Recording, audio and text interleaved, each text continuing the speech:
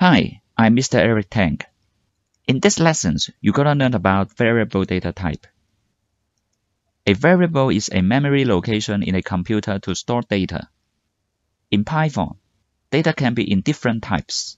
For example, an integer, a floating point number, a boolean which is just a true-false value, or a text string. In Python, we don't have any restrictions on the data type of any variable. That means we can always assign any type of data to a variable anytime. Okay, let's try together now. Let's open the Python idle and do together. Here we go. First, let's type in a equal 1, enter. It means assigning ones to the variable a. Now we try to type type bracket a. It means we want to know the data type of the data stored in A. And you see the answer is int. It means integer. Then now we try to assign another data to A. Let's type A equal 1.12, enter. And type in type bracket A again. This time the answer is floats. It means floating point number. Then we assign a equal to a text string 1, enter. We check the data type again.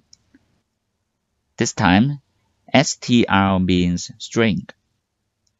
Then we type a equal true and check the data type again by inputting type bracket a.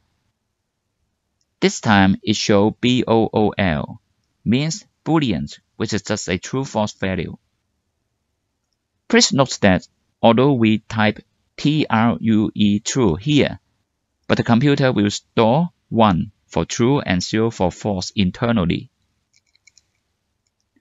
Alright, here is the summary of today.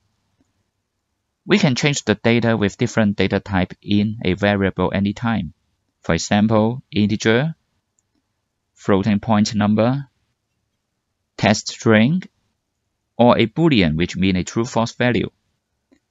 And we can use the command type to check the data type of a variable anytime. Knowing the data type of a variable is very important in programming. We will talk about it in the next video. See you next time. Bye bye.